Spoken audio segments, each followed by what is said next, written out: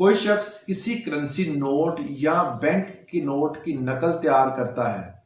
वो किसी सूरत भी वो सिक्के की सूरत में भी हो सकती है, वो नोट की सूरत में भी हो सकती है, वो प्राइस बॉन्ड की सूरत में भी हो सकती है। अगर वो इसको तैयार करता है, इसको चलाने में हिस्सेदार है, इसकी प्रिंटिंग में हिस्सेदार है, तो उस अमलन जो है ये काम करता है, तो उस शख्स को पाकिस्तान पीनल कोड 1860 के तहत, जिसका सेक्शन नंबर 489A, वो हमें बताता है कि उस बंदे को 10 साल की सजा हो जाएगी।